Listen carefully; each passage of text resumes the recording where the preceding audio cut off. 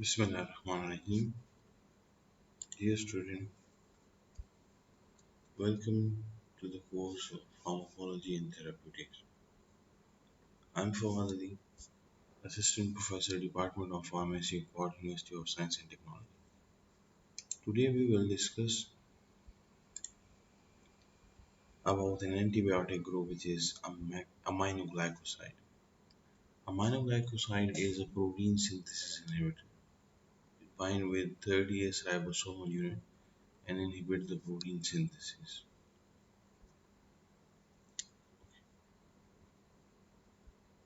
In today's lecture, we will discuss the following contents one by one, like classification of aminoglycoside, the structure of aminoglycoside, mechanism of action, antibacterial spectrum, mechanism of resistance, so pharmacokinetic properties, dosage of aminoglycosides, concentration dependent killing and post antibiotic effect, which is mostly produced by the aminoglycosides, advantages of the single dose, renal insufficiency, dosage adjustment required. Okay. Lecture outcomes. After watching and listening this, student will know about the aminoglycoside mode of action, its antibacterial spectrum, and mechanism of resistance. Okay. Aminoglycoside is basically a bactericidal drug. It inhibits the protein synthesis bind with a 30S ribosomal unit as 30S ribosomal subunit and inhibit the protein synthesis. Useful mainly against the aerobic gram-negative organism. We'll discuss later on why it is effective only against the aerobic gram-negative organism. Okay, starting with the classification. Aminoglycosides are classified into the natural aminoglycoside and semi-synthetic aminoglycoside. In glycoside, natural aminoglycoside are basically extracted from the species of streptomycins and micromonospora species. For example, like streptomycin, it is basically extracted from the streptomycin. If the in the species extracted from the streptomycin, in the end they have mycin, and in micromonospora they have mycin, MICIN, streptomycin, tobramycin, neomycins, kanamycin. These all are extracted from the streptomycin. Gentamicin, sisomycin, they are normally extracted from the micromonospora species. Semi-synthetic, it is amikacin and the nitramycin and paromycin. Okay. Sources of aminoglycoside like natural source streptomycin is basically extracted from streptomycin geracis. Tobramycin extracted from Streptomycin tenebrae. Neomycin is also a species extracted from the Streptomycin faraday. Kanamycin is also extracted from Streptomyces kanamycetes, and from Mycetania, soframycin is Streptomycin lavandulae. Gentamicin is extracted from the Micromonospora purpura species. Sesomycin micromonospora invensis. Semi-synthetic we discussed like amikacin. This is semi-synthetic derivative of kanamycin. Semi-synthetic derivative of the kanamycin. Nitramycin is a semi-synthetic derivative of sisomycin, which is extracted from the Mycomonospora innovensis species. Paromycin related to the neomycin and kanamycin extract. It is also the semi-synthetic derivative of basically streptomycin species like neomycin and kanamycin. Okay. Structure. I mean the aminoglycoside nucleus, they have hexose ring aminos xylitol, either streptidine, streptomycin, or T2-deoxystreptamine in others. Like this is a six member hexose ring. Okay,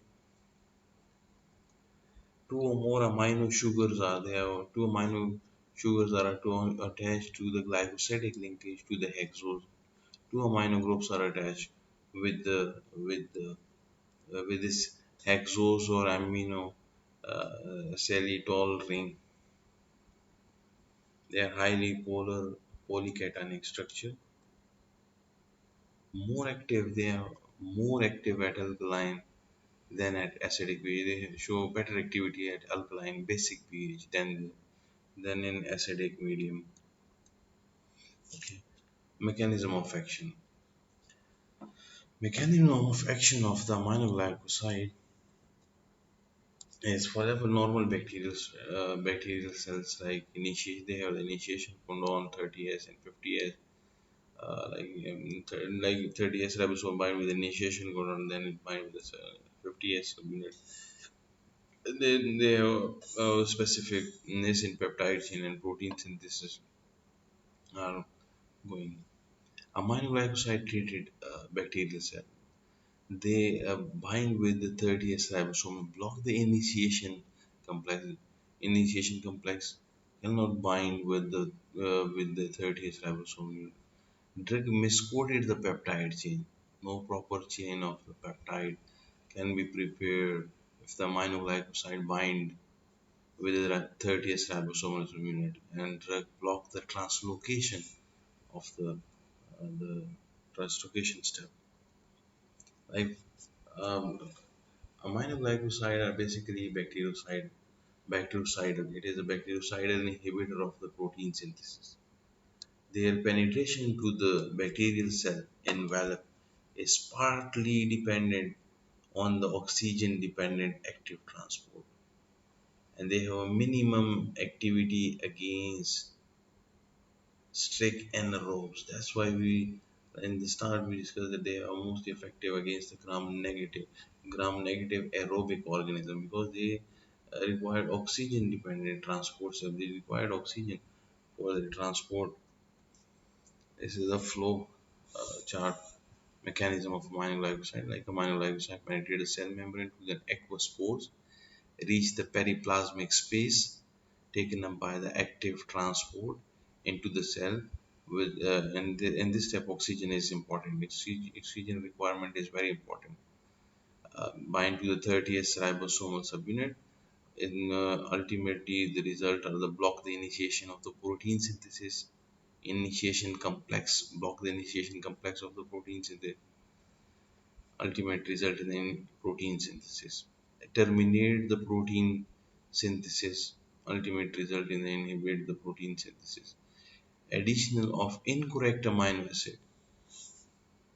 This also result in the inhibit the protein synthesis, and ultimately these like initiate blockage of initiation complex, protein synthesis termination, addition of incorrect amino acid result in the protein synthesis inhibition, resulting in a bactericidal effect. Okay. Aminoglycoside bind to the 30S ribosomal unit and distorts its structure, thus interfering with the initiation of protein synthesis. We discussed in the last slide, like they inhibit the initiation of the protein. They also allow the misreading of the mRNA, causing mutation and premature chain termination. Okay, antibacterial spectrum. Like we discussed in the mechanism of action and start that Oxygen, they require oxygen for their active transport. They show active high activity against the gram-negative aerobic organism like E. coli, Proteus, Enterobacter, Klebsiella, Procilla, Providencia, Pseudomonas, Serratia species. Serratia species, they are mostly active against gram-negative organisms. Like they active against some H influenza, Shigella, Moxilla, Catharitis. It also have some mycobacterium show activity against the mycobacterium tuberculosis, like streptomycin and amikacin show promising effects in the mycobacterium tuberculosis, in the TB. Slight difference in the spectrum among they have slight difference among the in the spectrum among the individual drugs. Mostly they have the same spectrum. Slight difference is there in the drugs of the aminoglycosides. Okay, they are bactericidal. The killing effect is the killing effect. They are bactericidal. The killing effect is because of the concentration dependent and time dependent effect, because they have a concentration dependent and time dependent, and they have post antibiotic effect. Not all, not active against the anaerobic and facultative organism in an anaerobic condition. Like they don't have an activity against anaerobic, and also don't have an activity against the facultative organism in anaerobic condition. Streptomycin, pneumonia, and pathogens are resistant toward the aminoglycoside. Okay, mechanism of resistance. Production of inactivating mechanism of production of inactivating enzymes, like for example by adenylation, acetylation, and phosphorylation. By, like natriumycin and megacin are less vulnerable to these they are less resistant the semi-synthetic products of the like streptomycin, like natriumycin and amikacin. They have less uh, prone toward these enzyme inactivating enzyme. Like for example, they have less vulnerable to these enzymes. Impair impermeable to the bacterial cell, impaired entry into the bacterial cell. This can be overcome by the cell wall inhibitor like penicillins and vancomycins, etc. Alteration in the receptor on the 30S ribosome unit. There are some alteration, binding site alteration, mutation on the, like amino site cannot bind on the 30S ribosome unit because some alteration or mutation on this specific site. Pharmacokinetic. Aminoglycosides are structure related to the amino sugars attached by the glycosidic linkage. They are structure related to the amino sugars. Okay, absorption in like pharmacokinetic absorption. The absorption of the aminoglycoside is very important because it has an impact on its dosage form. Like they have a polar compound not absorbed after oral administration, polar compound not absorbed, and must be given intramuscular intravenously for the systemic effect. Like they are polar compound, they are not absorbed after the oral inhalation. They have no specific dosage form of the oral dosage form of the amino glycoside. They are present in in the intramuscular or intravenous for their systemic effect. Yes, they have the limited tissue penetration and do not readily cross the blood-brain barrier. Metabolism, they are polar drugs. They are excreted normally unchanged in the unchanged form. Excreted. The excretion of the aminoglycoside is directly proportional to the creatinine clearance.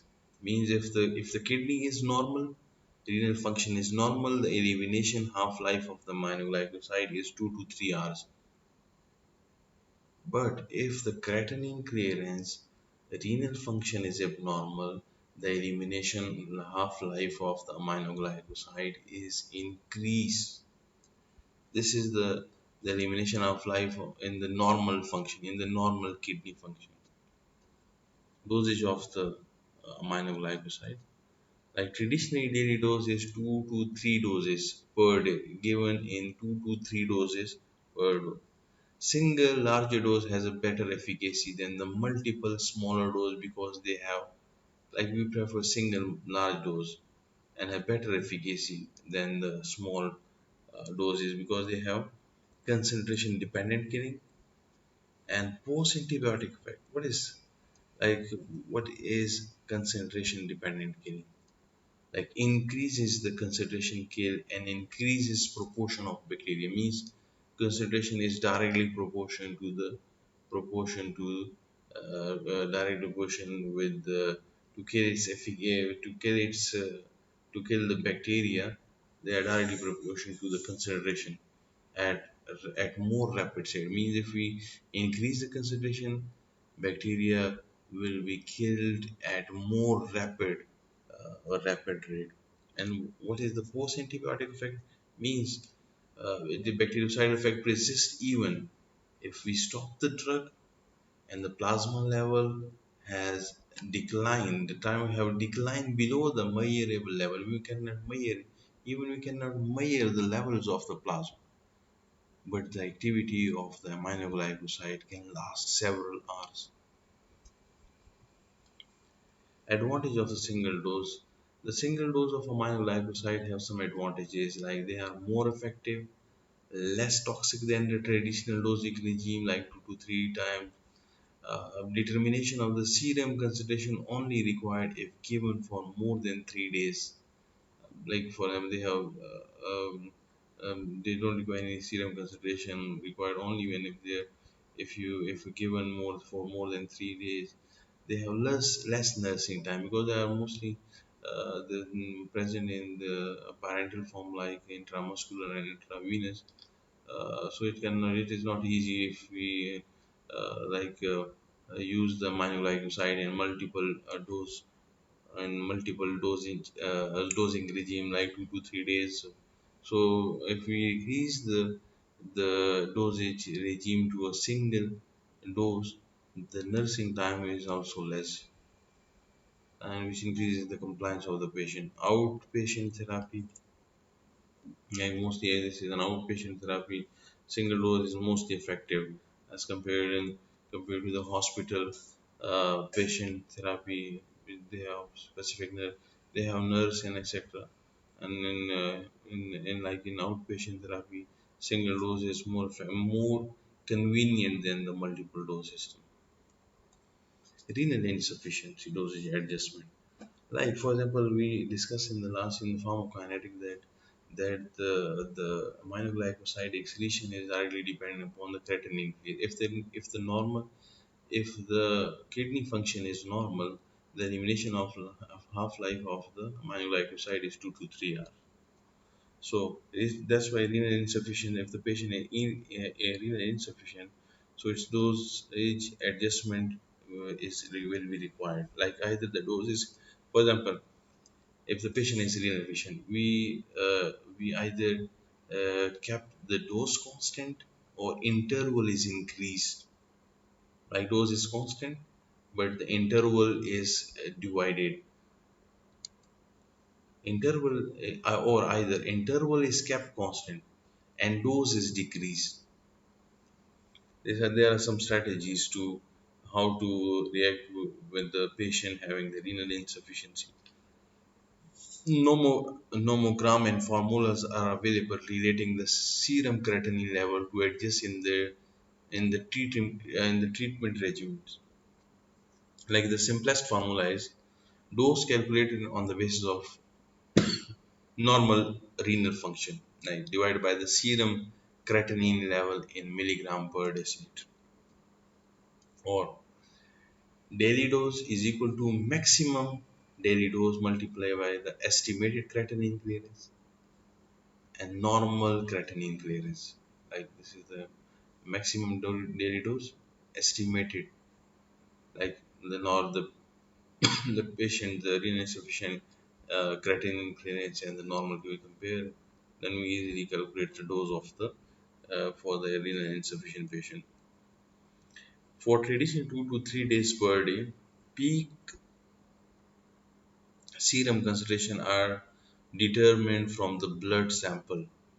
Like for the traditional 2 to 3 doses per day, if we for the traditional regime, 2 to 3 doses per day, peak serum concentration are determined from the blood sample taken after 30 to 60 minutes after the dose, and trough concentration are determined from a sample obtained just prior to the next dose. This is the trough concentration, how we calculate the concentration, and how we calculate the peak plasma concentration.